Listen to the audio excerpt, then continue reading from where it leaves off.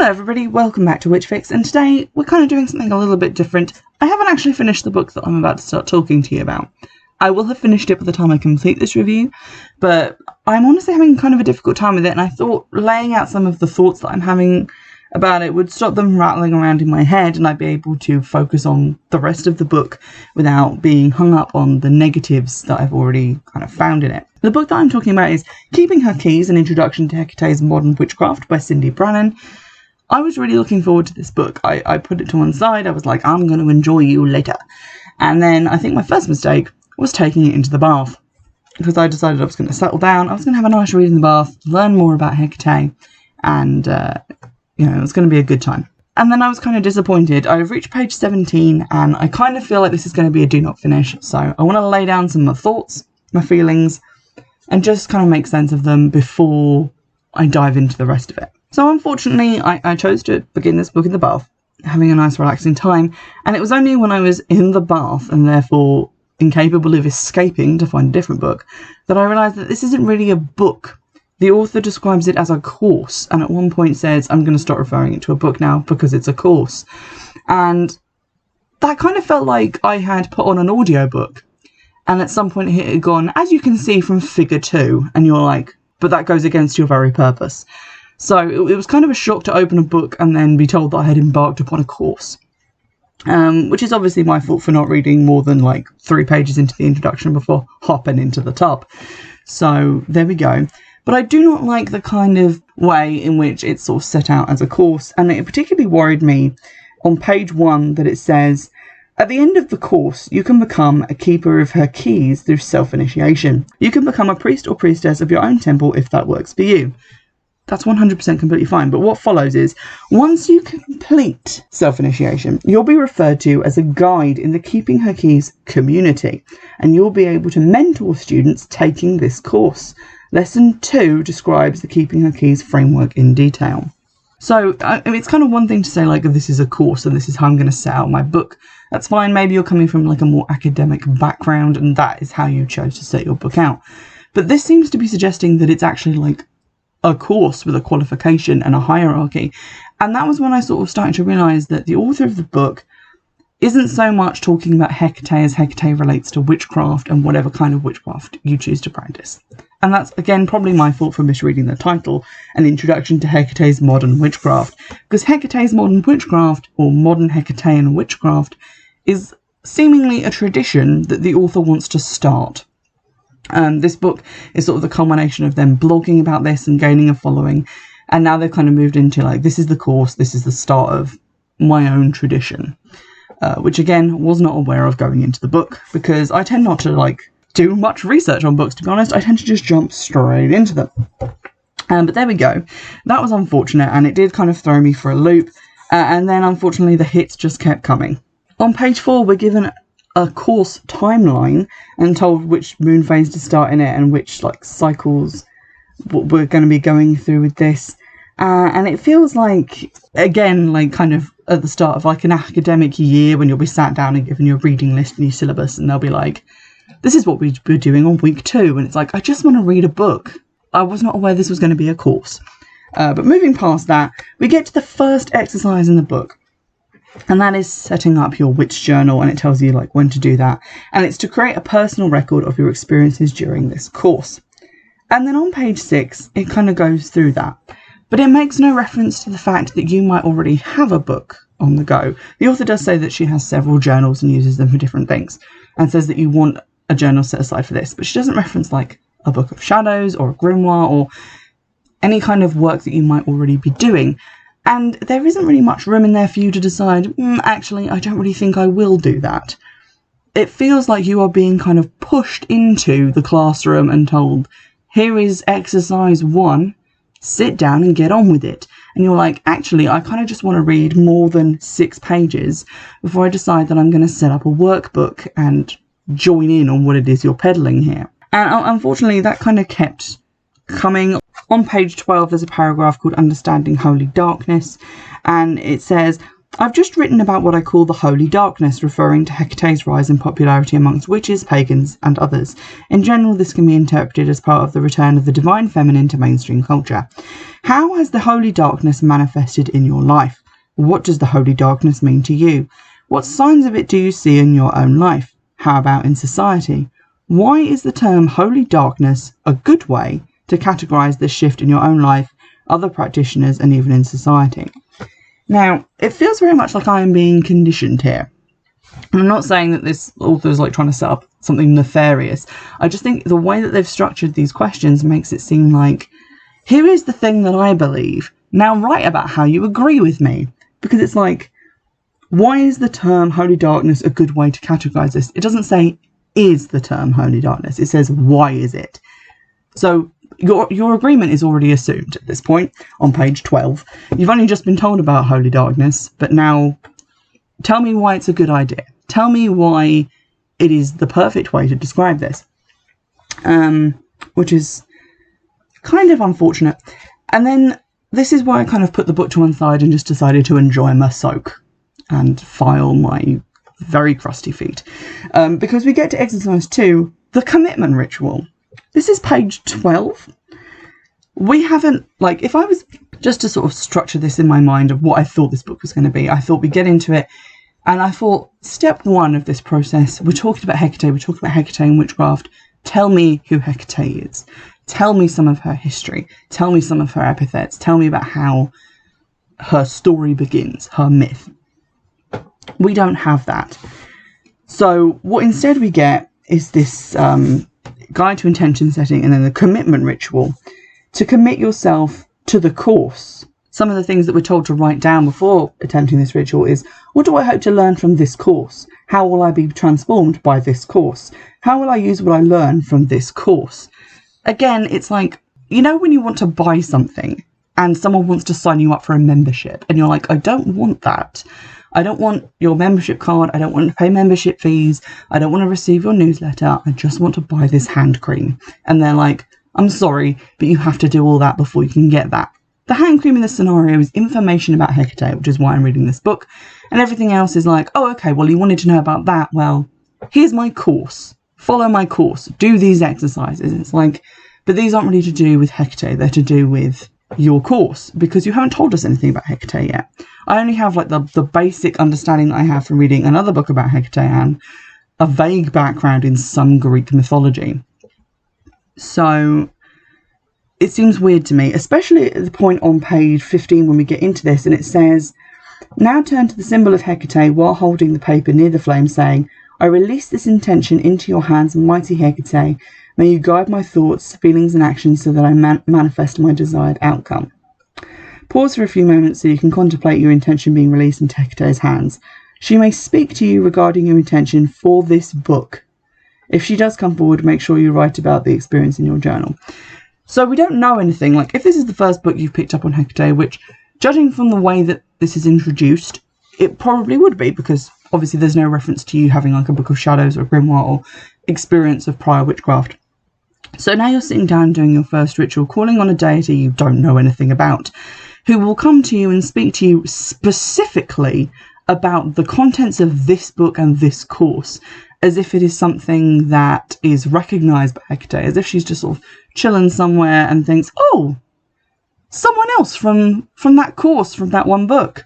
I'm going to make a beeline down there and talk to them about it because it's really important. At this point, the book was kind of making me very salty, and that wasn't just because of, you know, the bath salts. I'm sorry for the bath pun.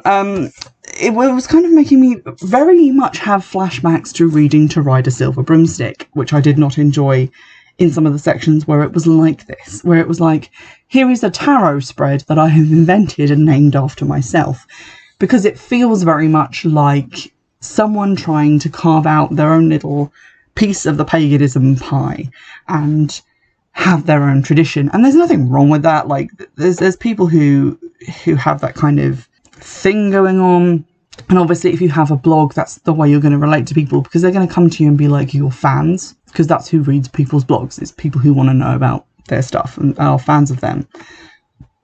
Just like with like YouTubers, people who come and watch YouTubers are going to be coming to them for something.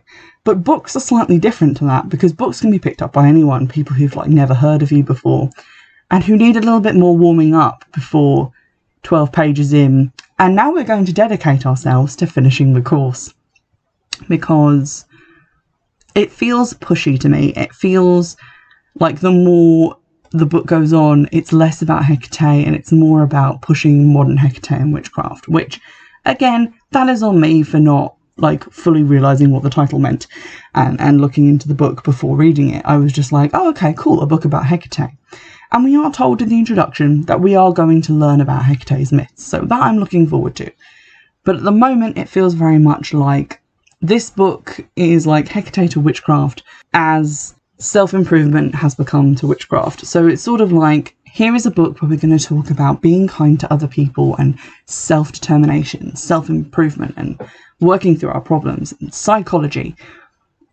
And we're going to talk about that through witchcraft, but the book itself isn't really about witchcraft. It's mainly about self-help. And that's kind of what this feels like to me at the moment. And like I said, I got to page 17. I'm glad I remembered to say page 17 because my bookmark fell out while I was flipping through it. And I felt, this is probably going to go on the do not finish pile. But the thing is, this is not like a £2 paperback that I bought from a charity shop that I can just like chuck into a box and give away for free. I paid money for this book.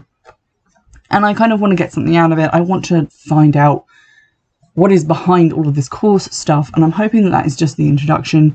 It has like quite good reviews on Goodreads, but most of those people are like, oh, thank God I found this course. So I feel like we're coming from different places. So I'm going to continue reading it. The rest of this episode is going to be my review once I've finished reading it, but I kind of wanted to set down these thoughts at the beginning because I'm feeling very frustrated, and I keep coming back to this and wanting to talk about it, and I thought, if I get all this out there, I can put all that negativity aside and just focus on the rest of the book and try and find something in there that I like. So that's what I'm going to go away and try and do now, and I will come back, hopefully having a few more nice things to say and sort of overall thoughts on how I feel about the course that I'm not going to do, but I'm going to, I guess, audit for a semester and kind of see how it plays out.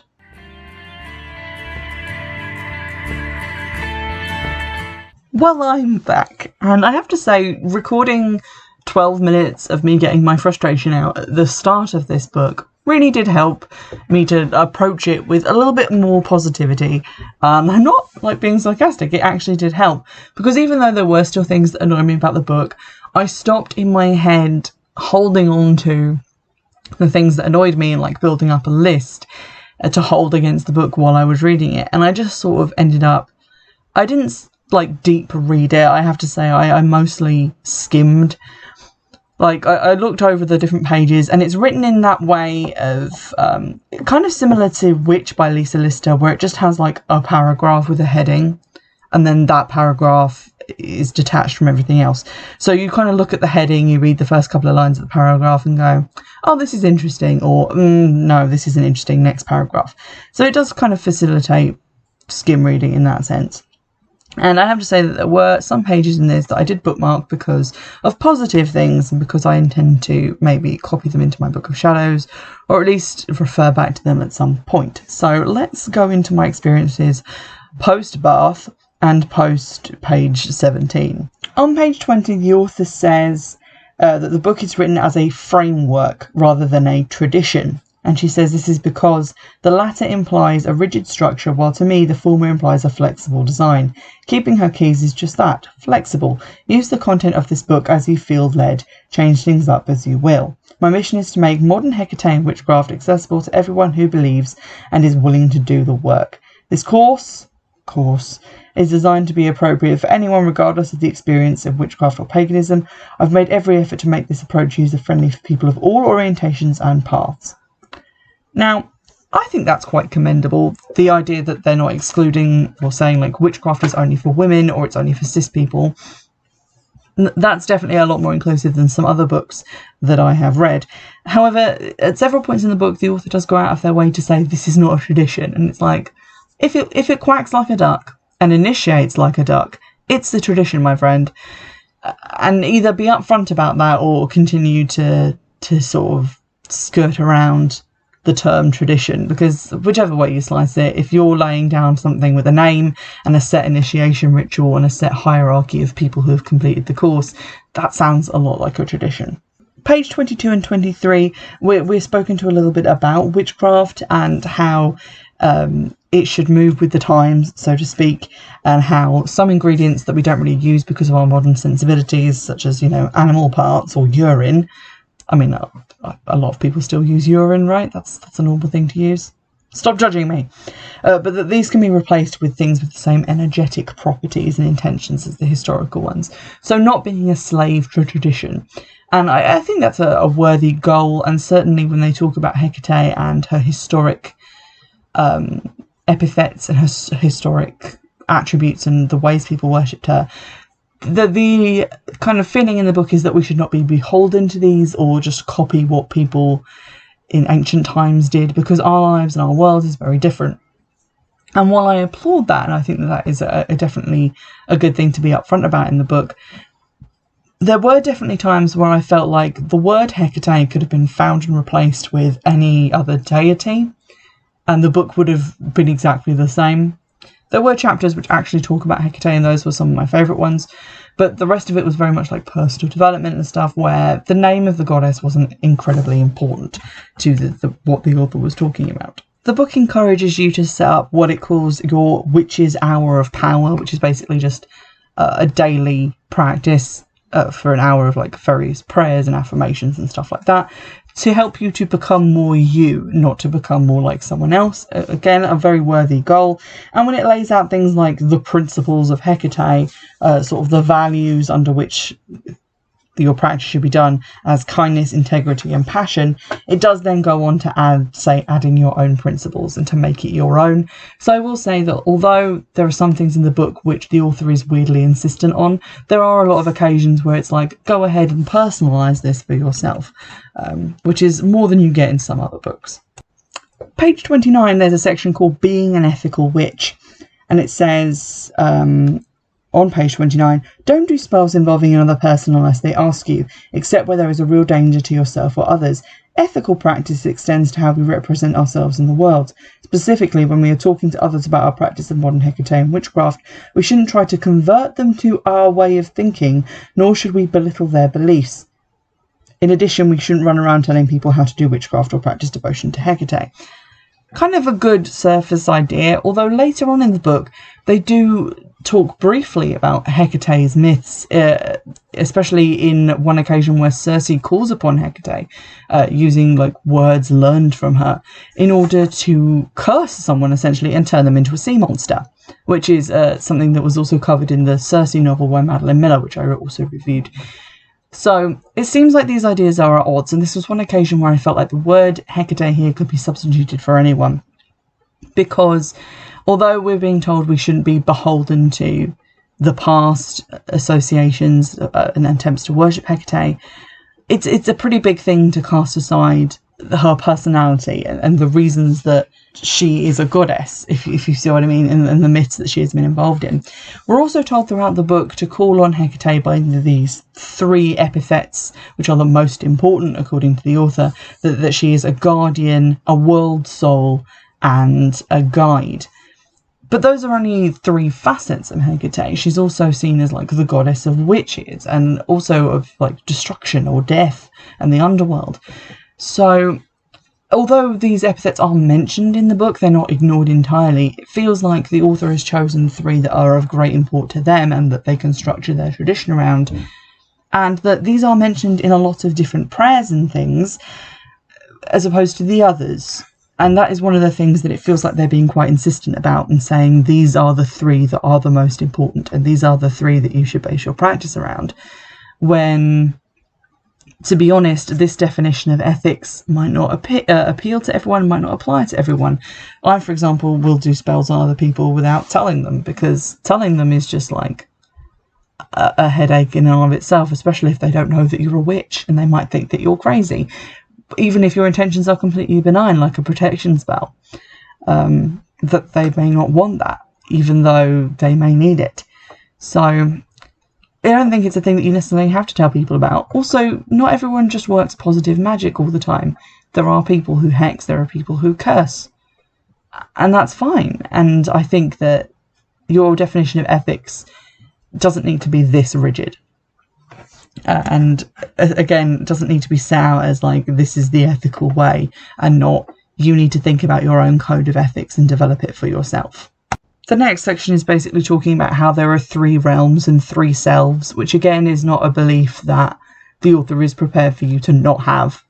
It's very much stated as fact, and talks about like how Hekate relates to each of these 3 selves. Broadly speaking, I skipped over that because it felt very much like the id, the ego, and the superego to me, just like repackaged with some more new agey names. But then we get into lesson 3, working with Hekate, on page 44. It basically just talks about like establishing communication with Hekate and forming that relationship, which is, I guess, a worthy goal, although quite a lot of this section is taken up with telling us about lessons we're going to have. It says, you'll learn her many names, lesson 4, her symbols, lesson 8, and her correspondences, lesson 9. And it was kind of doing that thing where it's like, stop telling me what I am going to learn and get to that point. Like, it felt very much like a textbook kind of telling you, like, these are the goals for our next 6 lessons. Copy them down into your work journal. And it was like, I'm not really interested in starting a work journal. I'd much rather just read the information that I bought this book to get.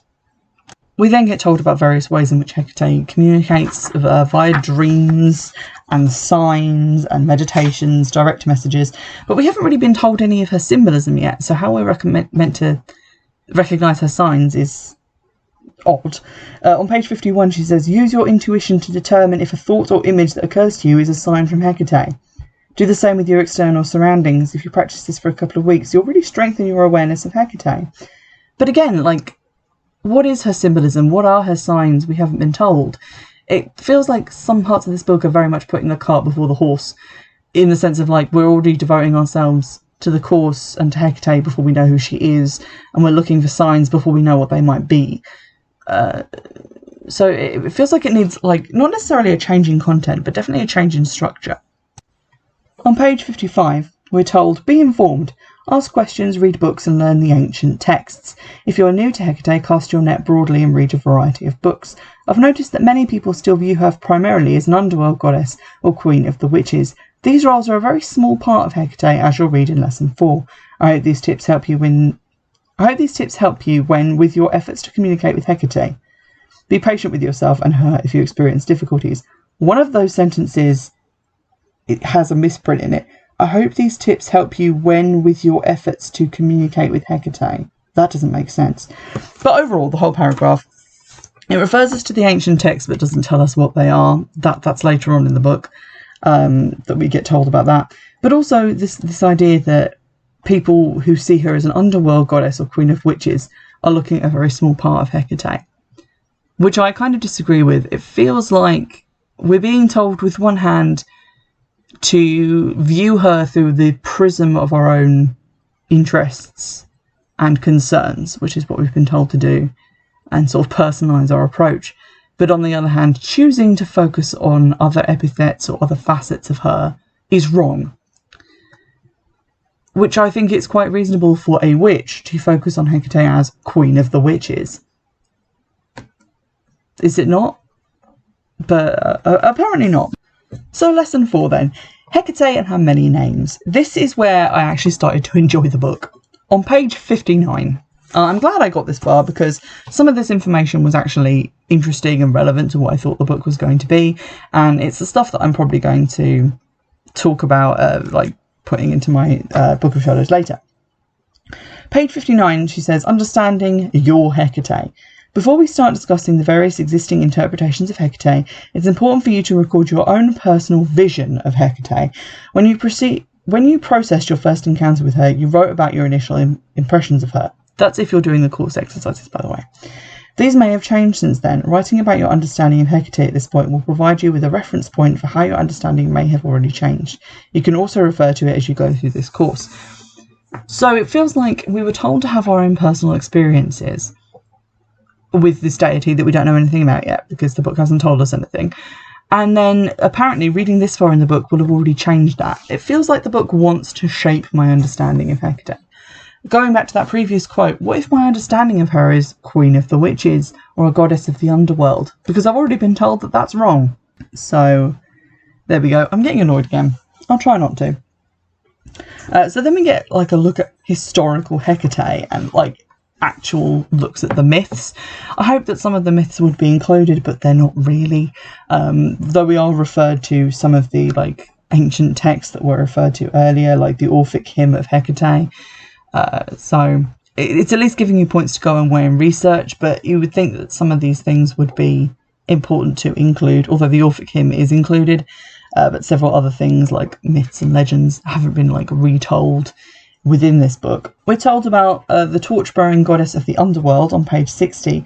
During this time, her image as a goddess of the underworld was also born.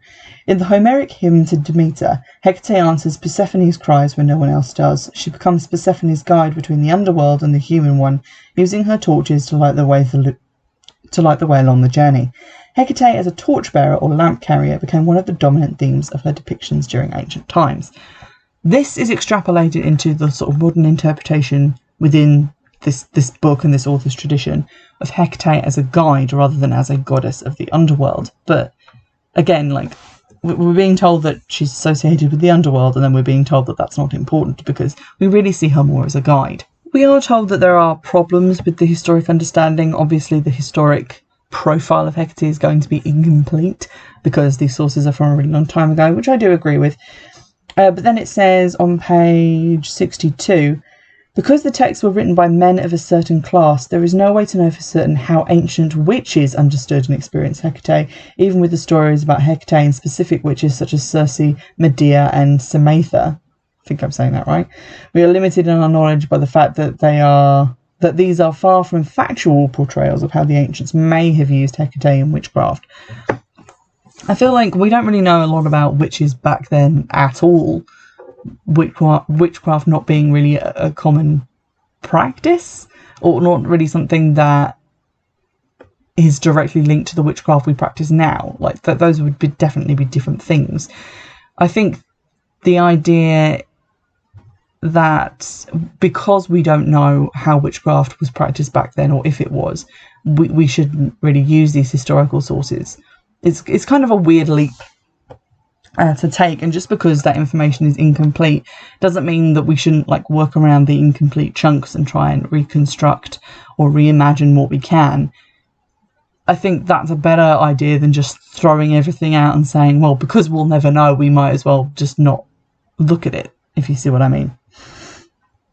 We're then told about Hekate during a more modern period, like the Middle Ages, her portrayal or reference to her made in like Macbeth and things like that, about how she is then limited to an underworld deity or queen of hell and a deity of witchcraft. And it says at the bottom of that paragraph on page 62, while artists and authors presented a narrow version of Hekate and witches, it is unlikely that this reflected how witches understood and experienced Hekate during these times. How do we know that witches in the Middle Ages were even aware of who Hekate was? Like in the Middle Ages, would they have had a classical education where they would know about Greek deities? Or would they worship more folk deities, like just like the Lady of the Woods, or just various different facets of nature, like the Horned God? Would they have been aware of who Hekate was? There is no source given as to if people were worshipping Hekate back then, just that if they were, which the author seems to think they were, it was different to what Shakespeare was writing about. I guess because Shakespeare was talking about Hekate as outside of the three facets the author has chosen to cherish and focus on for their tradition. I am getting slightly annoyed, and I'm aware that I might be being slightly unfair, but it does, to a certain extent, feel like they have taken quite a broad range of sources and then discarded everything that didn't fit in with their tradition and their view. And so it feels like, although they are calling some portrayals of Hekate restricted, they are themselves restricted in a different way. So it's very much a sort of pot calling the kettle black sort of area, where it's like everything that isn't the restricted idea of Hekate that I have is a restricted idea. And it made this section kind of hard to read, and it did feel like a lot of the information was not being presented in an unbiased way. We then get into the 20th century and how Hekate was limited again as an underworld goddess, and that was reinforced through the works of Aleister Crowley and Joel Gardner, about how she was used as a goddess of witchcraft in neo-pagan circles. Again, everyone who's reading this book is going to be a neo-pagan. There are no pagan pagans. We're all neo-pagans. But this feels like she's simultaneously saying that we'll never know what happened back in the mists of time, and so we can't reconstruct that accurately, but also saying that everything that other modern pagans are doing is limited and wrong. Unless they're doing it my way by following this course. That's the last time I'm going to mention the course. I swear to God. I do agree, however, when she talks about how Hekate has been kind of forced into the maiden mother crone model.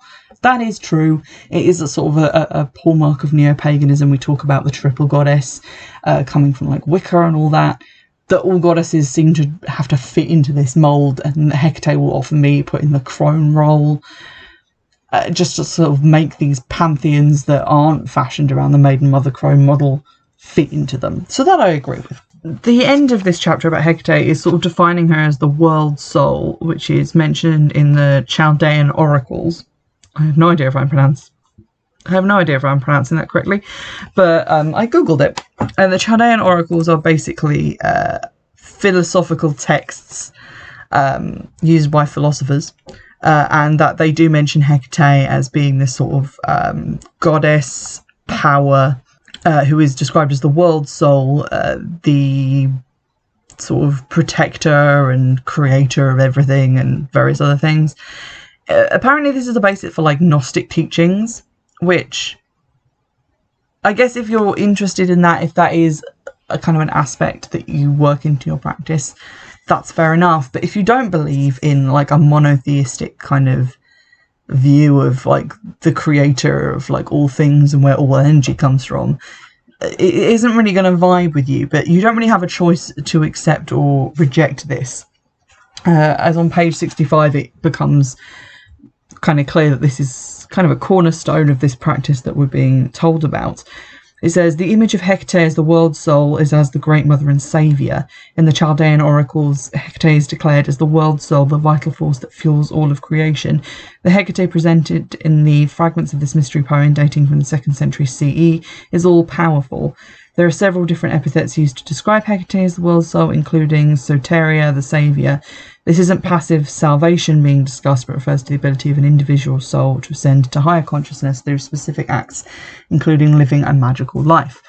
The idea that you're working towards a higher consciousness, while present in quite a lot of different religions, isn't really something that it applies to all witches, because witchcraft isn't really a religion, but it's not necessarily something we strive for, witchcraft itself being the practice of control and mastery of the self and outside forces through will.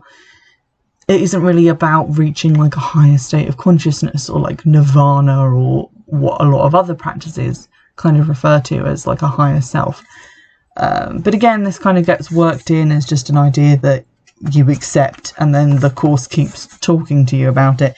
For example, like the next kind of section of exercises is the world soul journey, to sort of get close to that and to meditate on it. I will say that on page 83 I was contradicted in my earlier view when it said to start out, you know, your notebook about Hekate, because we do get an exercise called Starting Your Book of Shadows, where the writer does acknowledge that perhaps you already have a Book of Shadows, and that you can continue with it. So there we go. We get a little bit talking about how to start that.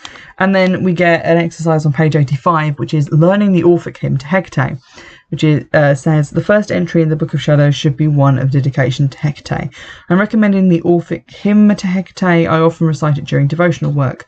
I've copied it into my Book of Shadows, made social media posts using it, and perhaps most importantly, I've turned to it repeatedly as a source of inspiration. So we don't really get like a real source on this or information around what this hymn actually is, but we do get some text from it at the bottom of that page, which I've marked to copy into my Book of Shadows because I find it to be an inspiring poem, just as the author claims it is, but mostly because it doesn't refer, like most of the other chants that the author has written, to their own idea of the facets of Hekate. It doesn't just refer to, you know, the guide, the world soul, and all of that business. It says lover of the wilderness, night-going one, protectress of dogs, unconquerable queen, beast roarer, dishevelled one of compelling countenance, ruler, nymph, mountain wandering nurturer of the young. It includes a lot of these other aspects which are kind of left by the wayside in favour of the three-pronged approach of, you know, guide and world soul, and the other one, which I constantly forget what it is, gatekeeper. There we go. Guide, gatekeeper, and guardian. Those are the three. See, I've forgotten them already. The section on Hekate, goddess of witchcraft, on page 86 is only half a page long. But it does reference another book written by somebody else, which I have now got on my reading list, which is called Circle for Hekate, and it's by Sarita D'Este. Probably not pronouncing that right, but it's called Circle for Hekate.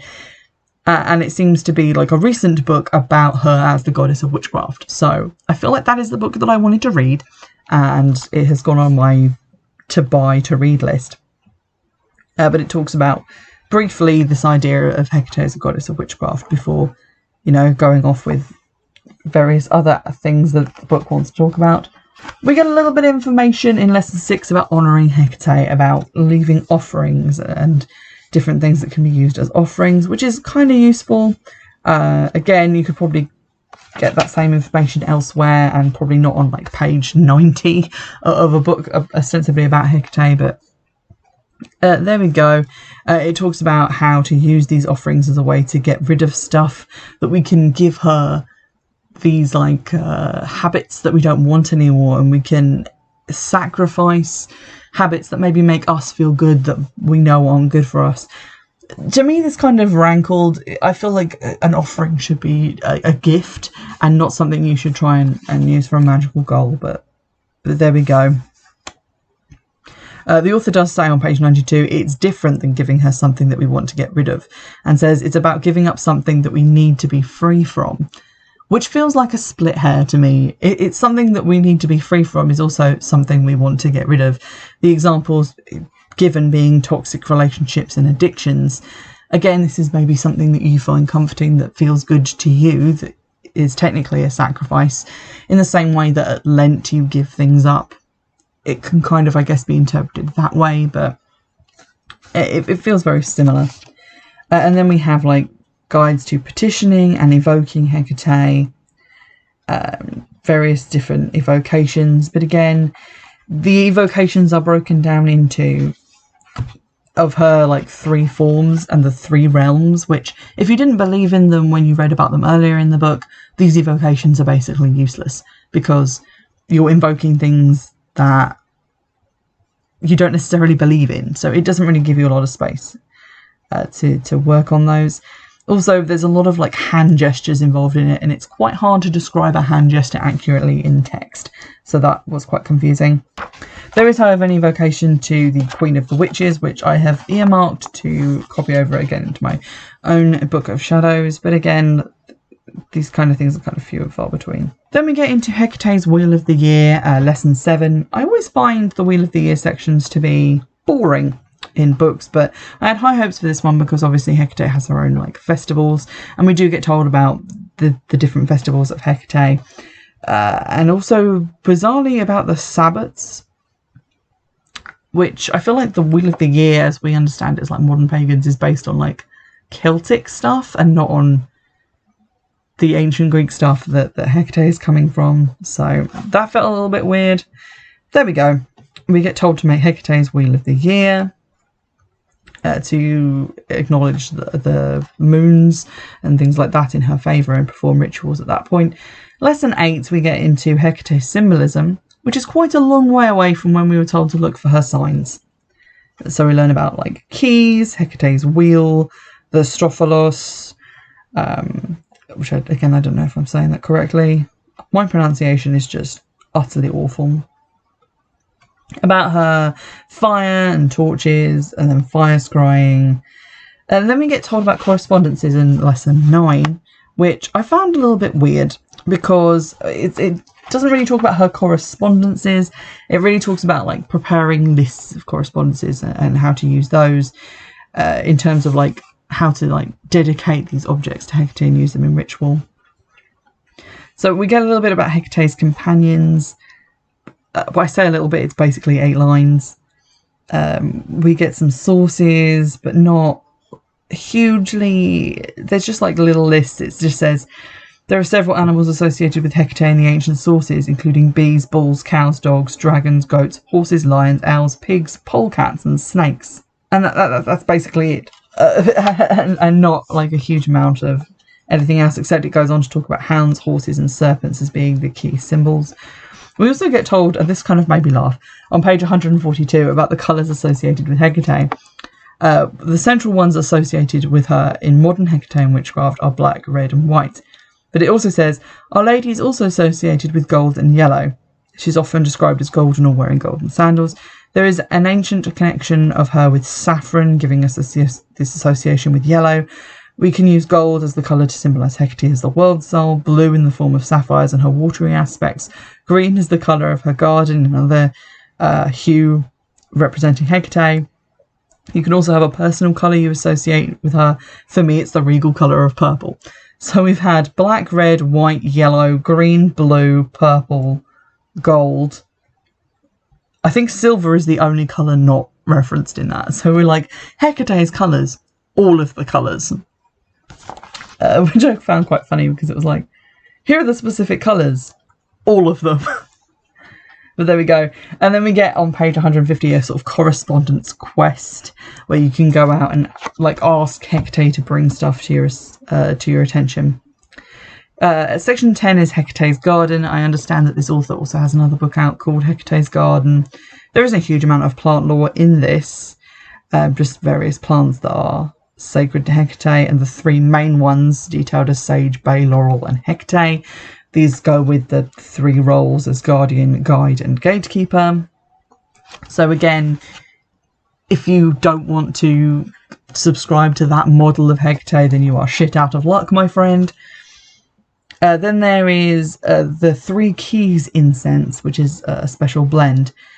But this requires you putting the herbs, the 3 herbs that I've just mentioned, in jars colour coordinated and labelled with the 3 aspects of Hekate focused on in this book, with the crystals that also go with those associations, and then taking them out of those jars again and making the incense.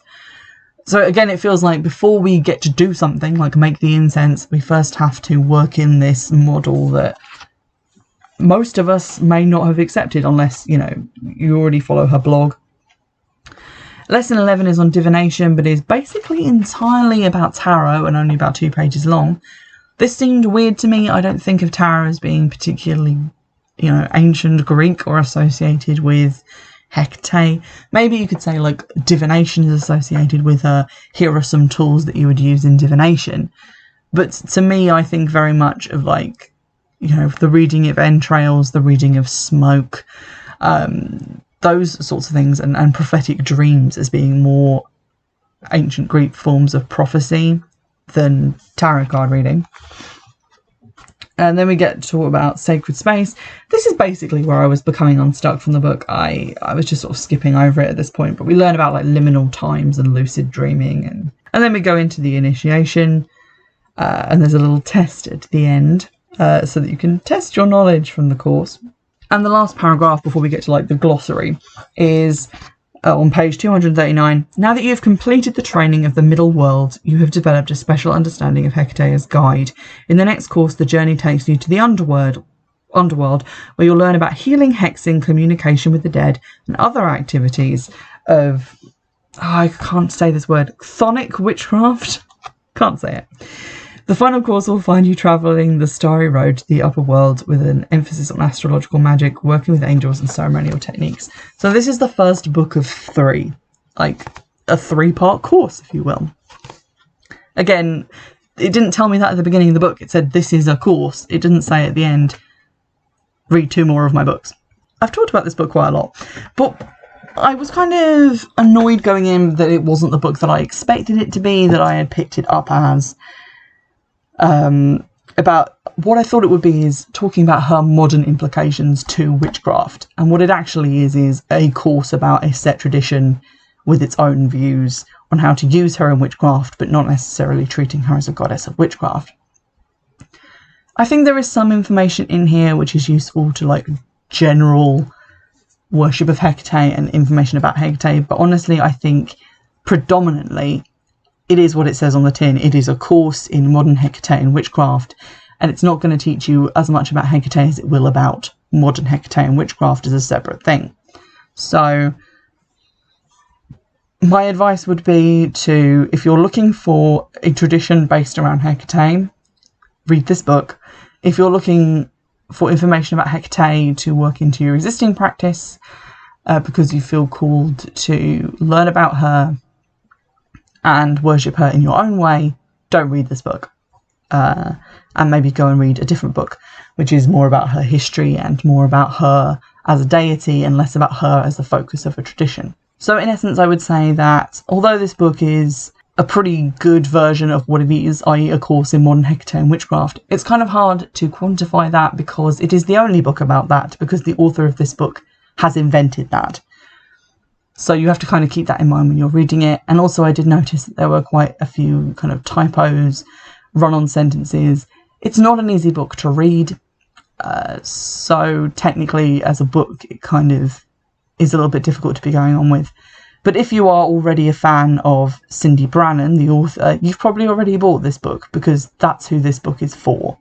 And I wouldn't say that it really had wider appeal than that unless you were interested in this particular tradition. I hope you've enjoyed this review. If you have any other books that you'd like to recommend to me about Hekate, please do so. Drop them into the comments on the YouTube version of this review. And in the meantime, I'll see you in the next one. Bye!